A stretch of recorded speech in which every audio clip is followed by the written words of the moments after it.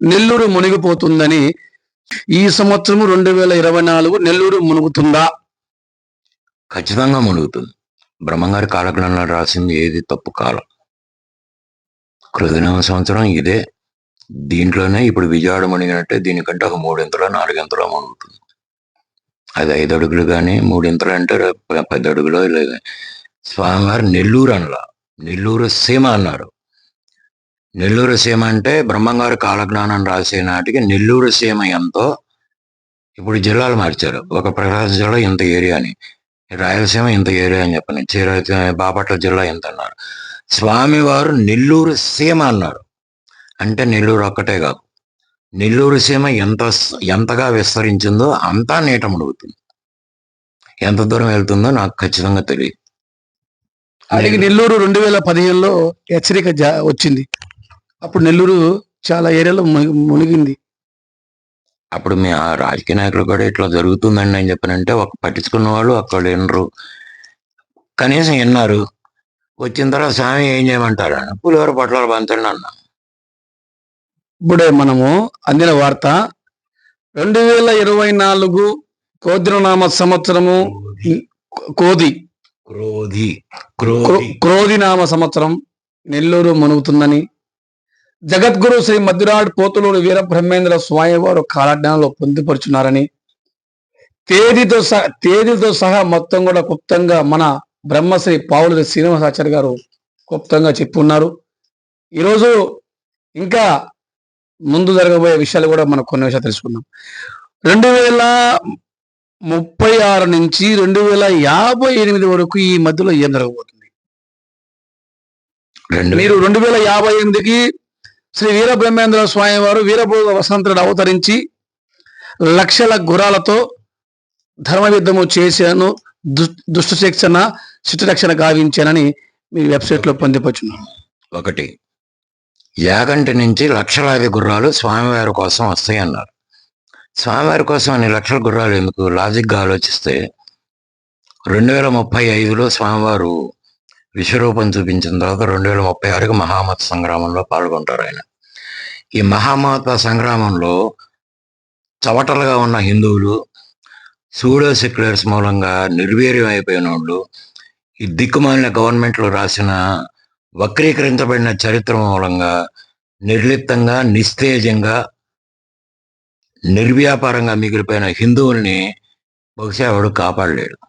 కానీ భగవంతుడినే నమ్ముకొని భగవంతుడి గురించి ఎదురు చూస్తూ ధర్మబద్ధంగా బతుకుతున్న వాళ్ళ కోసం, వాళ్ళని కాపాడటం కోసం యాగంటి గుహల నుంచి లక్షలాది గుర్రాలు వస్తాయి.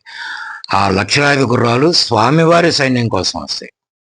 2036 నుంచి జరిగేది కూడా మహాసమత సంగ్రామం. ఇది ఒక్కొక్క దెబ్బకి ఒకసారి 7 కోట్ల మంది చనిపోతారు. హిందూయేతర మత సంస్థల హెడ్ క్వార్టర్స్ మీద దాడి జరుగుతుంది. ఏమని నన్ను అడగమాకండి, హిందూయేతర మతాల హెడ్ క్వార్టర్స్ మీద దాడి జరుగుతుంది. స్వామివారి దళపతి స్వయంగా దాడి చేస్తాడు. ఇంకోటి, యాగంటి బసవన్న అదే సమయం రాబోతున్నాడు. యాగంటి బసవన్న రెక్క వేయటానికి టైం ఉంది. అదే దానికి ఇది కాదు, దాని టైం వేరు, ఈ టైం వేరు. ఓకే, 36లో సంగ్రామం ఇచ్చేసిన తర్వాత స్వామివారి సైన్యం, ఇది అంతర్యుద్ధం. ఇది నేను మొదటి నుంచి మొత్తుకుంటుంది ఇదే. భారతదేశానికి వేరే శత్రు దేశాలతో యుద్ధం వేరు.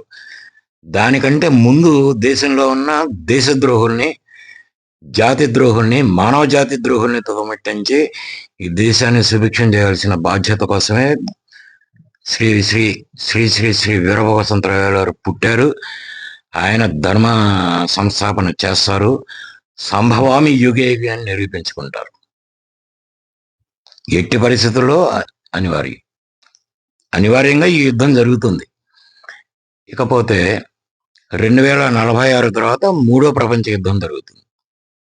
దానికి ముందు స్వామివారు చెప్పినట్లుగా నా వెబ్సైట్లో ఆ డేట్లు ఇవన్నీ ఇచ్చాను. ఒక అమ్మాయికి 3 కొమ్ములు ఉన్న వ్యక్తి ఇట్లా అప్పుడు పుట్టి స్వామివారు యుద్ధానికి పాల్గొనబోతున్నారని చెప్తాడు. ఆ యుద్ధం జరుగుతుంది 2045 ఆ ప్రాంతంలో. ఆ డేట్లు కూడా ఇచ్చాను. 2046 తర్వాత 3వ ప్రపంచ యుద్ధం లో కలిపురుషుడికి వీరభోగసంతరాయలకి ఆయనే కలికి పురుషుడు అనుకోండి, ఆయనే వీరభోగసంతరాయలు. వీళ్ళిద్దరి మధ్య డైరెక్ట్ గా వారు జరిగేది అప్పుడే. మీరు ఇంకోటి మీరు నెల్లూరులో ఇప్పుడు ఉంది కదా కొద్దిన్న సంవత్సరంలో బాంబులు పడతాయని మన వెబ్సైట్లో చెప్పున్నారు. అంటే అది ఇంకొక చిన్న విషయం చెబుతున్నా. నేను స్టార్ టెల్లర్ అనే మ్యాగజైన్ లో 2024 ఆగస్టుకి ఢిల్లీ మీద బాంబులు పడవచ్చు అని చెప్పనని నేను వ్రాశాను. మిగతా అన్నిటికీ ఖచ్చితమైన డేట్లు ఇవ్వగలిగాను, కానీ ఈ ఢిల్లీ మీద బాంబు పడేది అనేది మాత్రం కొద్దిగా ఎక్కడో తేడా వచ్చింది. కానీ సంఘటన జరుగుతుంది. దాదాపు చాలా కాలం క్రితం ఎన్ఆర్సీలో పేలుడు జరిగినప్పుడు సేమ్ 2000 ఆగస్టులో జరుగుతుంది అనుకున్నాను. అది పోయి నవంబర్లో జరిగింది. సంఘటన జరిగింది. నేను కరెక్ట్ డేట్ లెక్కేసే ఓపిక నాకు అంత అప్పుడు లేదు. నాకున్న సౌకర్యాలు తక్కువ. ఇప్పుడు ఆగస్టులో జరుగుతుందని అనుకున్నా, ఉజ్జాయింపుగా లెక్కేశాను నేను. కానీ బ్రహ్మంగారు కాలజ్ఞానాన్ని రాసేటప్పుడు పాకిస్తాన్ కానీ, పాక్ ఆక్యుపైడ్ కాశ్మీర్ కానీ, ఇప్పటి ఆఫ్ఘనిస్తాన్ కానీ, బంగ్లాదేశ్ కానీ ఒకప్పుడు భారతదేశంలో అంతర్భాగాలే. రిలీజియస్ వార్ అని చెప్పని చాలా క్లియర్గా రాశా. ఈ రిలీజియస్ వార్ అనేది ఆగస్టులోనే బిగిన్ అయింది. క్రోధినామ సంవత్సరం మొదట్లో పాక్ ఆక్యుపైడ్ కాశ్మీర్లో సివిల్ వార్ అనేది జరిగింది కొంతకాలం. ఇప్పుడు జరుగుతుందో లేదో నాకు తెలియదు. పాకిస్తాన్లో మాత్రం రెగ్యులర్గా జరుగుతూనే ఉంటుంది. బంగ్లాదేశ్లో మొన్న ఆగస్టులో జరుగుతుంది. ఇప్పటికీ హిందువుల మీద జరుగుతుంది. అది రిలీజియస్ వార్. అది ఆడెవరో పిల్లలు చదువుకునేవాడు ఉద్యమం చేయాలంటే చెవిలో ఈ ఎర్రేదోరు నమ్ముతారు, కానీ సహేతుకంగా ఆలోచించేవాడు అది నమ్మడు. అది ఆ వంకతో హిందువులని టార్గెట్ చేశారు. వాళ్ళు బహిరంగంగానే సవాల్ చేస్తున్నారు.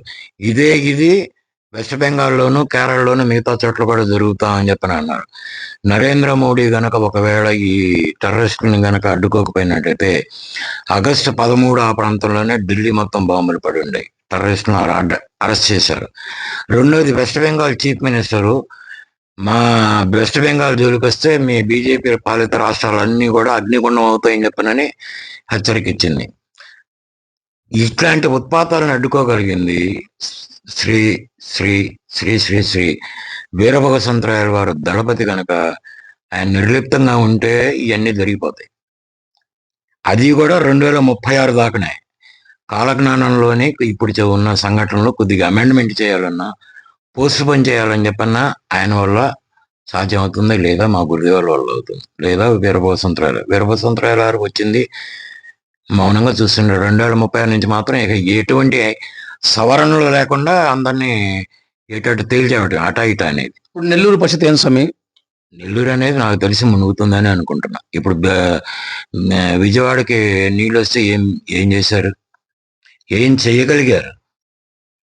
రేపు పెన్న పరవలో దొక్కుతుంది, లేదా సముద్రం ఇటు నుంచి అటు వస్తుంది, ఒక ఊరికి అట్లా ఒక అల వస్తుంది. ఏం చేయగలరు? నెల్లూరు సీమ అన్నారు, ఒక నెల్లూరు కాదు. నా పాయింట్ అర్థమైంది అనుకుంటా. అర్థమైంది. అది నెల్లూరు సీమ, నెల్లూరు ఒక్కటే కాదు. మనము ఇప్పుడు చూసినటువంటి స్వామివారు పక్క జేజినైన వీరబ్రహ్మేంద్ర స్వామివారు కాలజ్ఞానము పక్క ఆధారతో తేయులతో సహా మొత్తం క్లుప్తంగా చెప్పున్నారు. ఈరోజు సంచలన విషయం జరుగుతా ఉంది. ఆంధ్రప్రదేశ్ లో కాకుండా ప్రపంచ దేశాలను కూడా ఈరోజు వీరబ్రహ్మేంద్ర స్వామి కాలజ్ఞానాన్ని ఈరోజు సోషల్ మీడియాలో బాగా వైరల్ అవుతున్నాయి. టీవీలో కూడా చూపిస్తున్నారు.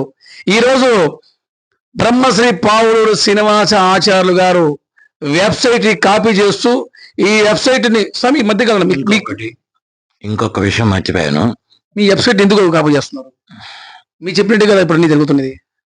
మీరు పరిశోధన స్వామివారి మీద మీరు పరిశోధన చేసి తేదీతో సహా మీరు ప్రజలకు చెప్పున్నారు, కానీ మీ ప్రస్తావన ఎందుకు డిబేట్ లో మీకు చూపించడం లేదు? దీని ముందు ఒక్క విషయం, ఢిల్లీ మీద బాంబులు పడలేదు అని చెప్పనంటే డైరెక్ట్గా ఎవడో విమానం నుంచి బాంబే ఎక్కర్లా. స్ట్రాటజిక్ న్యూక్లియర్ డివైసెస్ అని నాకు తెలిసి నేను ఎక్కడెప్పుడో విన్నా వాటి గురించి. ఒక సూట్ కేసులోనే అణుబాంబు ఉంటుంది. దాన్ని డెటనేట్ చేసేస్తే వాడు డెటనేట్ చేసి పారిపోతాడు, ఒక టైం బాంబ్ లాగా. అది ఇది అవుతుంది. ఇన్ ద సేమ్ వే కొద్ది కాలం క్రితం బాంబేలో కొన్ని కేజీల కొద్దీ ముడి యురేనియం ఖనిజం దొరికింది. ఆ యురేనియం ఖనిజం ఎవడన్నా దిక్కుమాలినోడికి దొరికి దాంతో ఏమన్నా ముడి అణుబాంబు తయారు చేసినా కానీ ఢిల్లీ అయిపోయేవాడు. అది బయటికి కనిపించనక్కర్లా.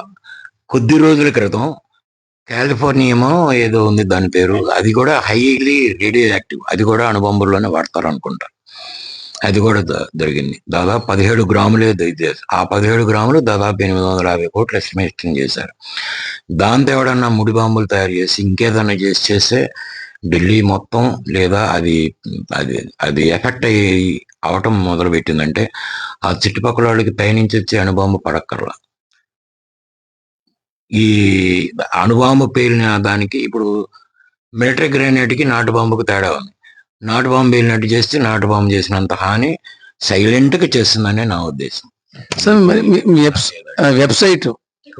వెబ్సైట్ మీరు పెట్టిన తేదీలో సగం వెబ్సైట్ ప్రపంచం మొత్తం తెలిసిపోయింది.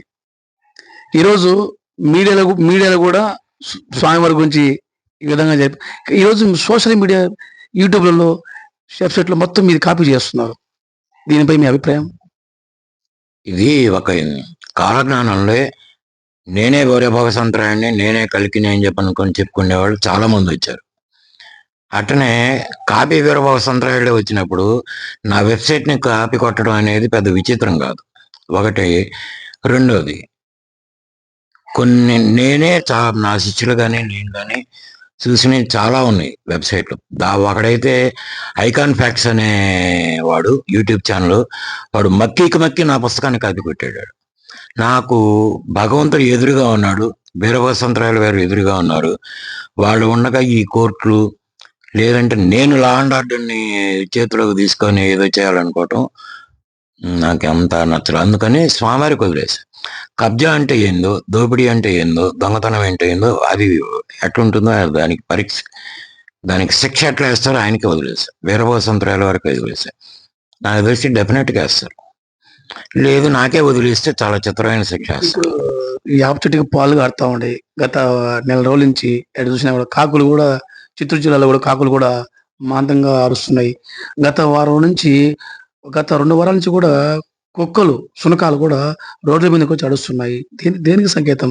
ఇక్కడ స్వామివారు ఊరూరా పొలిమేరల్లో తెల్లకాకులు ఏడ్చేయను అన్నాడు. ఇక్కడ ఇది నర్మగర్భంగా చెప్పారని అనుకుంటా. సరే, నిజంగానే నేను కూడా ఇటీవల కొద్ది కాలం క్రితం బాపట్లలో తెల్లకాకిని చూశాను.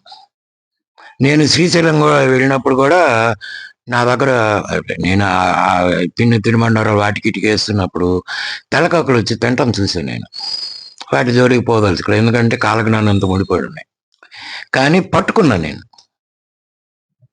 సరే, ఇక్కడ ఊరూరా పొలిమేరల్లో తెల్లకాకులు ఏడుస్తాయి అన్నారు. ఇక్కడ నర్మగర్భంగా నేను ఒకటి అనుకుంది ఏంటంటే, తెల్ల డ్రెస్సు ధరించే మతస్థులు, అది శాఖస్థులు, అది ఎవడైనా కానీ, పేర్లు నన్ను అడగమాకండి, మీకే తెలుసు తెల్ల డ్రెస్ ఎవరు వేసుకుంటారు. వాళ్ళు రేపు జరగబోయే అంతర్యుద్ధంలో తలమాసి పొలిమేరల్లో ఉండి వాళ్ళు ఉండటానికి లోపలికి వస్తే చంపుతారేమో అని చెప్పనని పొలిమేరల్లో బడి ఏడుస్తారని చెప్పనని అనుకుంటున్నా.